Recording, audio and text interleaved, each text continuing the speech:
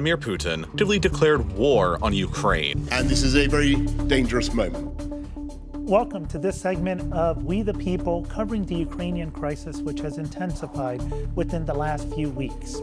This is a crisis that many have blamed on NATO expansionism, in particular an attempt of Ukraine to join NATO. And many have asked the question on whether or not Russia is to blame for the invasion, or is NATO to blame because of expansionism and creating a collective security dilemma. We're going to examine these perspectives in this segment of the show, and we're pleased to have Mark Horn, who is not just a barrister, but a fund manager, who has worked extensively all over the world, including with the Rockefellers, but in particular in Eastern Central Europe and with the Russian Federation. And we're pleased to also have Monica Tochez on the show, who has worked in the news industry and covered issues such as NATO expansionism in Romania and the fall of the Berlin Wall. Let us begin this conversation. Welcome.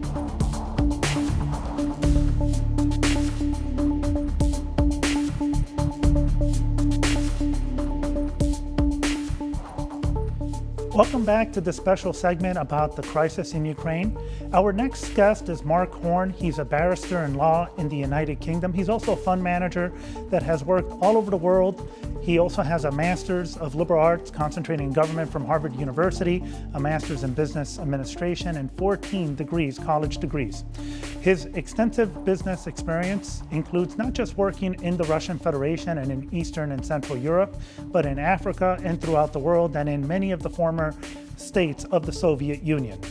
Without further ado, I would like to introduce and bring Mark Horn for this great interview. And we welcome Mark and thank him for being with us and our audience. Welcome, Mark. Hi, Richard. Mark, I wanted to ask you about your perspective on the Ukrainian crisis. You have lectured in different universities, and I know you have written extensively on American exceptionalism and the United Nations. It was your thesis on one of your master's degrees. And I wanted your perspective on what the sanctions from the EU and the United States, the effect that those sanctions are going to have on the Russian Federation and the Eastern Central European economies and the global economy in general, as a fund manager. Okay, well, let's take a step back. I mean, as you are aware, Richard, I grew up in Southern Africa, in what was Rhodesia and South Africa. I know fully the effect of sanctions. They tend to harden attitudes.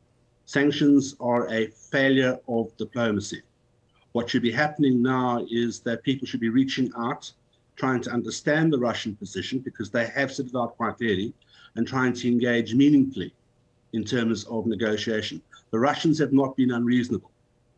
This position has been developing now for the past 8 years. It comes as a result of American meddling in Ukraine in 2014, where the State Department and Ambassador Newland initiated a coup. As a result of that coup, you had the breakaway of the Donbass region, which I know quite well as a series of referendum in Crimea, which led to them voting to rejoin Russia. This problem should have been dealt with if we send competent diplomats to Moscow.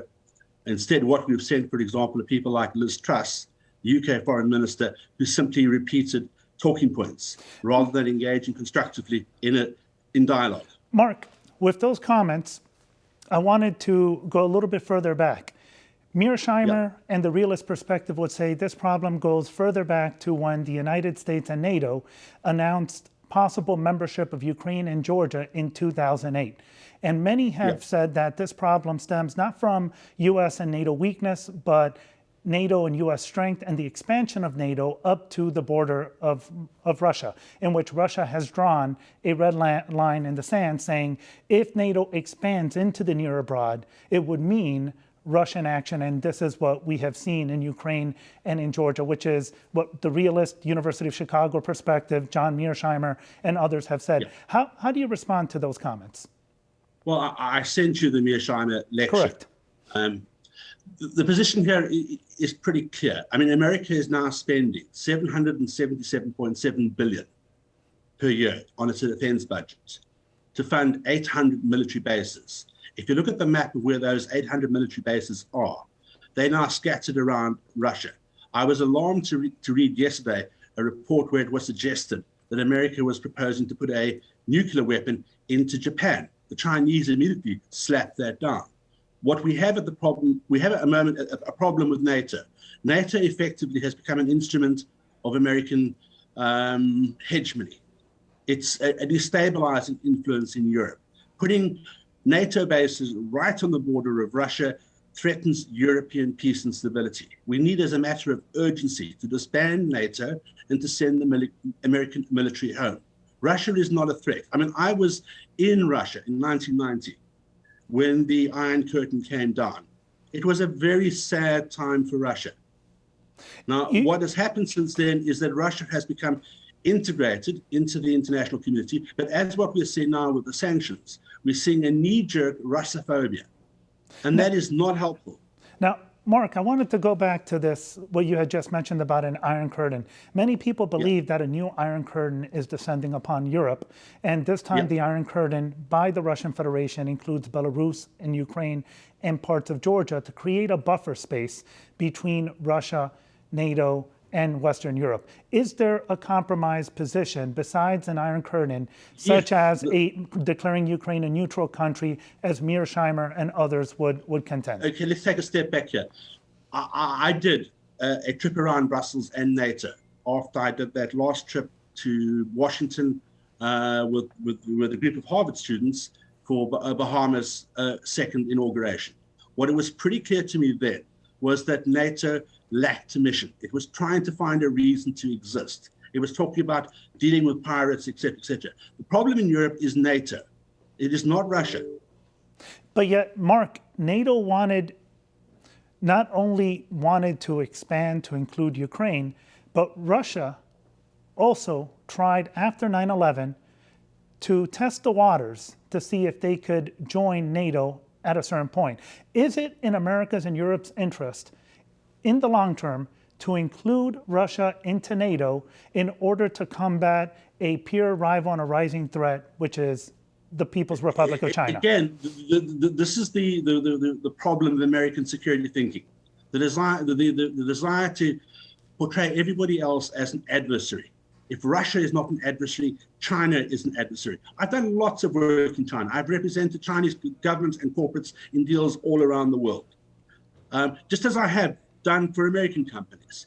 Now, effectively, if you want to negotiate with somebody, effectively and achieve the desired outcome, you need to understand their perspective. You can't walk into a negotiation treating them as an enemy, as an adversary, as someone you need to be hostile to. You need to reach out, you need to understand. Now, what you have with regards to Russia at the moment is a situation where they drew their red lines quite clearly. They wanted a solution for the Donbass region. I know the Donbass region. There have been approximately 14,000 people killed by militia and military sent by Kiev.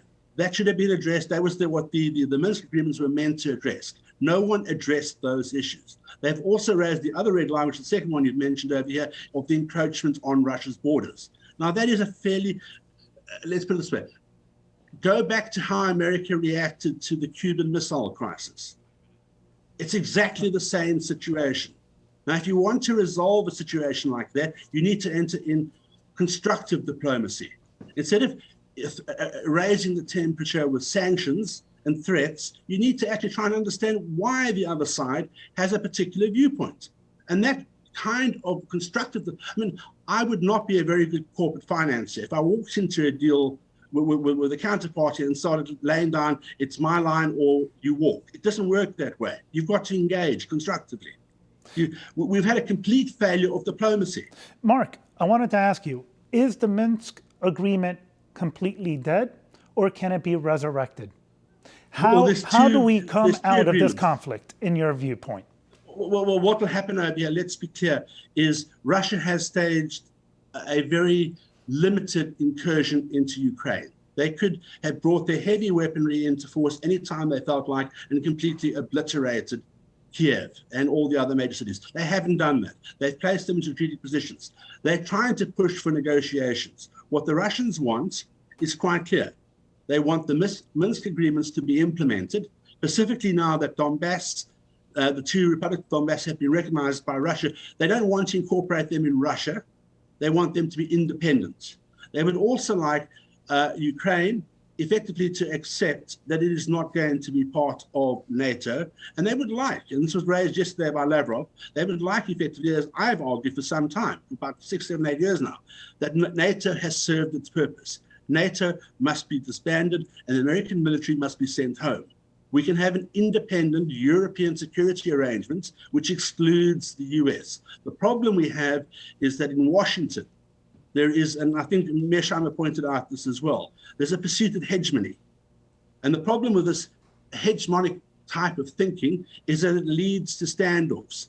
When you have Washington proposing to place nuclear weapons in Tokyo, in Japan, guess what? China is going to react.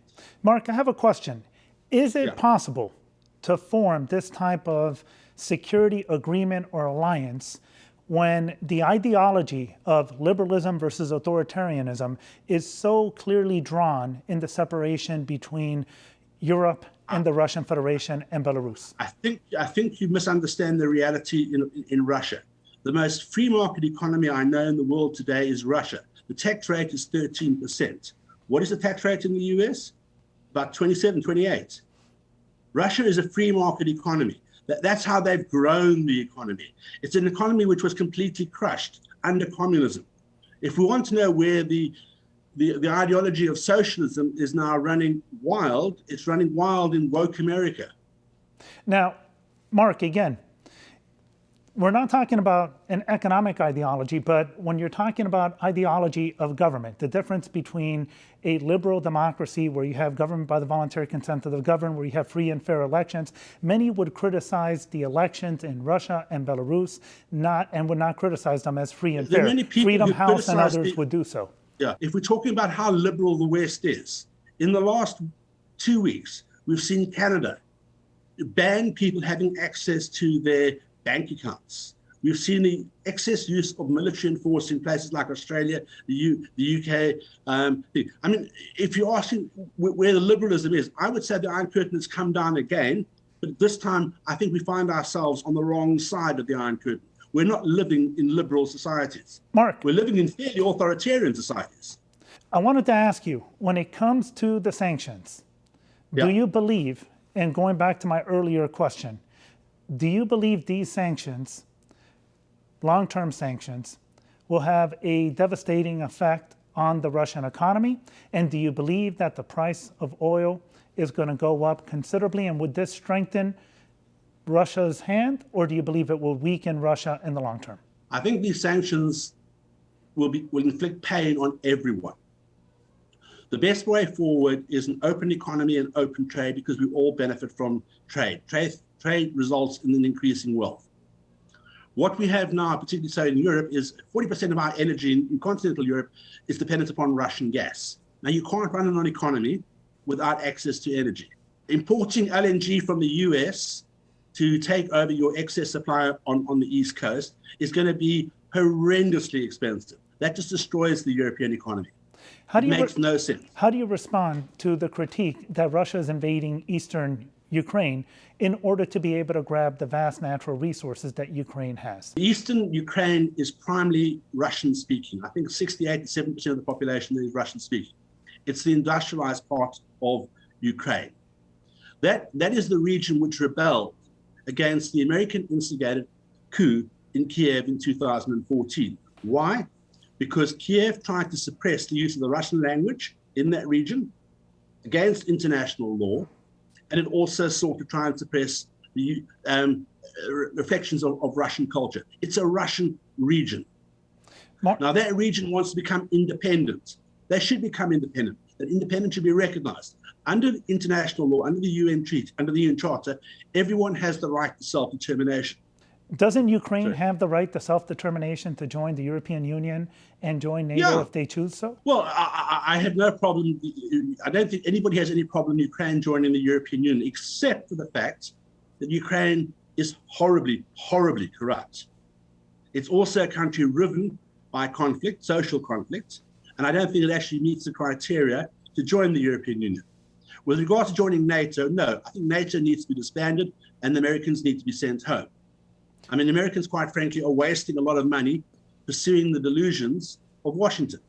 Mark, once again, we're out of time, but it's always a pleasure to have you on the show and to see your perspective. Thank you, my friend. I hope you have a great day, and we'll talk again soon. Thank you. Cheers. Cheers, Richard. Bye. Thank you.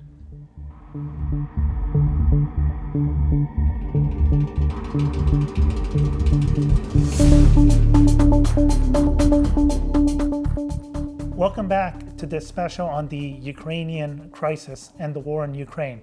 I have with us Monica Tochez. She has worked in journalism in the news industry in Romania and in Eastern Europe, and she witnessed and was not just an eyewitness to the events following the fall of the Berlin Wall and the Iron Curtain, but lived under the Iron Curtain for a number of years. And today she's going to share with us the perspective and her experiences and what's her perspective on the crisis in Ukraine. Monica, it's a pleasure to have you with us. Thank you very much. Monica, you were telling me earlier about your experiences living in the former Soviet Union and how it felt to be free for the first time once the Berlin Wall came crashing down. What did that moment represent, and how different was life after the fall of the Berlin Wall compared to before? It was a shock. When we went on winter vacation, I was 15 years old, so I was in high school. We went in winter vacation, and then Ceausescu was still alive, and communism was in full power. And then after winter vacation in '89, when we went back to school, Ceausescu was already gone and no more communism. What shocked me that one of our professors, they gathered us all in the high school outside, and they were trying to explain to us what happened. And I remember many of them used to be part of the Communist Party, like representatives, and they took us to so many meetings, like China has, we had to applaud the president and something like that. And they were trying to explain to us what happened, and we told them, no, time out, we know exactly what happened. Thank you very much, have a nice day.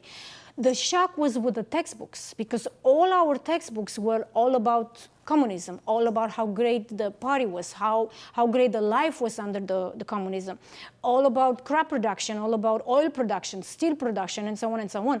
And then the shock was like, oh my God, we don't have to talk about this anymore. But what shocked us the most when the food started to come in, because we didn't have anything. Under Ceausescu, food was a luxury. Meat was a luxury. Heat, electricity were a luxury. So when we started to get this everyday life, we were like, wow, this is really happening. So probably the shock was like, we can speak freely. We are not... we are allowed to speak our minds. We cannot go behind the curtains and speak in quiet voices.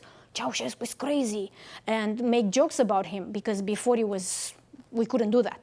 So for us as kids was amazing. Now I'm remembering some of the older generations. They were actually devastated, because in their mind they lost that security that communism offered them. A job security, an apartment or house, but they forgot how communism took everything away from the peasants and from the villages and so on and so on and so on. So in their mind, oh my God, we lost that security. Now everybody's going to come and take everything away from us, which wasn't the case. In the beginning was a complete chaos. Nobody knew exactly what was going on. But little by little, we started to get a lot of help from Western countries, and again, the food started to come in. I was in shock. We went to the stores and we saw how many types of cheese. I was telling my mom, Mom, is that real, or maybe it's made of plastic? And then so on and so on. Medicine started to come in, regular day items, soap, shampoo, toothpaste, and so on, and all this stuff started to come in. And I was amazed. Oh my God, we actually have this in the stores. So that was the shock. Monica, you went to work at Antenna One in the news industry, and you began to cover the disintegration of Yugoslavia. You began absolutely. to cover the debate in Romania. on whether or not Romania should become a member of NATO. The same Absolutely. debate that you see in Ukraine, that in many ways, many scholars such as Mearsheimer and others, and even myself, have basically said this is one of the triggers that caused the Russian invasion. Can you tell us, when you covered this debate in Romania, what were the divisions? You spoke earlier about the intergenerational divisions Absolutely. that existed and the debate. For our viewers, can you bring them up to date? What did that debate look like, and what are some of the similarities that you see in the Ukrainian crisis? Again, it's the conflict between generations. I remember very clear because I was working in Antenna One. I was a teleprompter operator and text editor, and we were in the 24 hours in the newsroom because all the details were coming, so we had to cover everything. And I remember when the President Bush Jr. came to Romania and invited Romania to join the NATO, and Romanian president, by that time his name was President Iliescu, he agreed for Romania to join NATO. And I remember many of my colleagues who had these talks with the many politicians. They were talking, oh yeah, but maybe Romania could have stayed neutral like Switzerland. And we said, no, that's not possible because we are right at the border with Ukraine back then. Moldova wasn't an independent state yet. We were at the border with Ukraine, which was part of the old Soviet Union, and we were afraid and said, and many of the younger generation said, we have two bad things. We join the Americans and NATO, or we stay with the Russian Federation. And they said, nope, we go with the Americans. At the same time, the older generation didn't want to do that because said, the Americans didn't do anything for us during World War II because, in their minds, they left us in the hands of Stalin and the hands of the Soviet Union. So in their minds, they still hated the Americans for what they did in World War II. But when Romania was invited to be part of NATO, we knew that that's major. And I was really happy because, hey, it's time for us to join the real world and not to be cut in the corner and put behind like what happened all these years during the communism. Under the Iron Curtain. Exactly. Was there a sense of fear that once again Russia would invade Romania and place it under occupation? Not really, because we were thinking if Russia has any interest in Romania. Not really, because we have a bunch of agriculture, crops, and the steel industry wasn't there anymore. It was before, when Ceausescu was alive, was one of the best steel industries in Europe. We were making weapons for Cuba, we were making weapons for China, we were making weapons for North Korea, and all the communist countries, and we were probably the #1 steel production in Europe. But since all the steel was down, what we had left the refineries for them to process the petroleum, but not really. And I think right now, I was talking to my family, they're still scared that, God forbid, the war is going to start and Putin might launch the nuclear weapons. But at the same time, we don't think Putin has a real interest over Romania.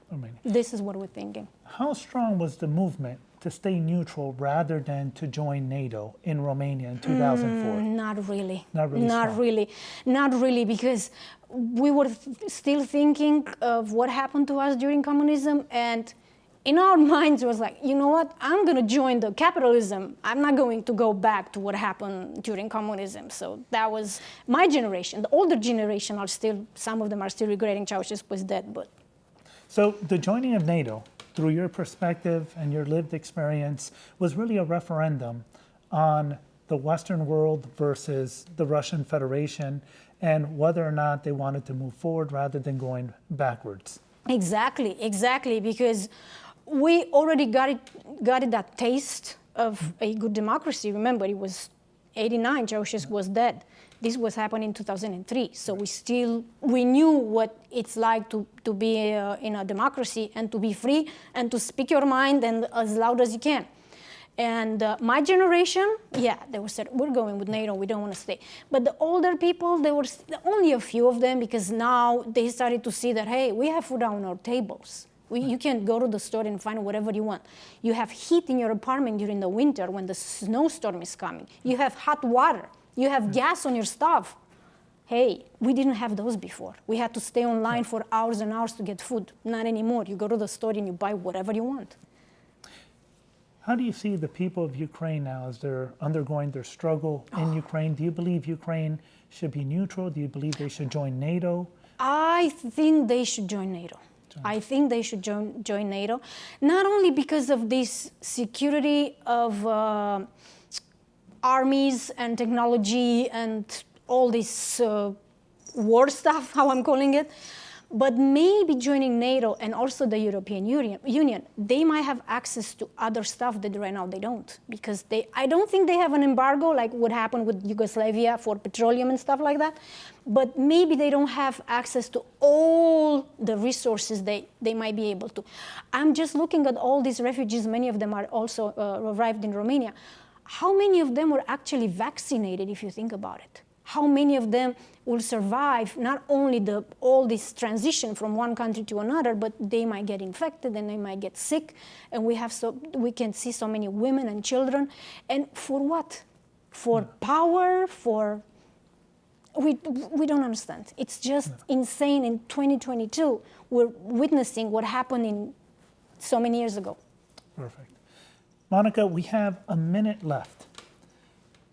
What do you believe would be the future of Romania within the NATO alliance and European Union as it relates to Russia? Do you believe, and is there a real fear, that Romania will enter into a conflict with Russia because of the Ukrainian crisis? I hope not.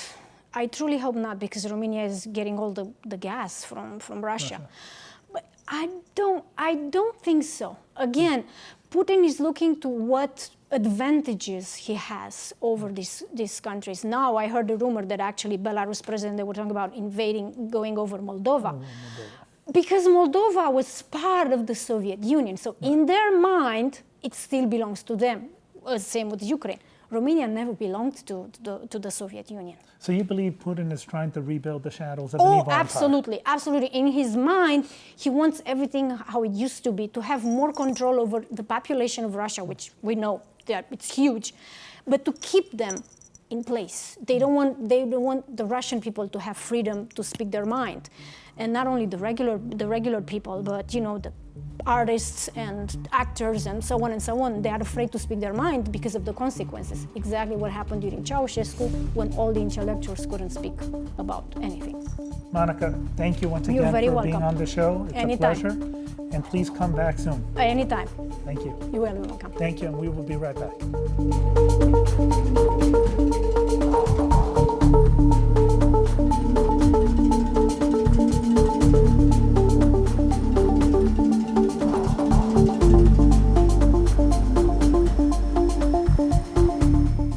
In my concluding thoughts, I want to bring together both perspectives.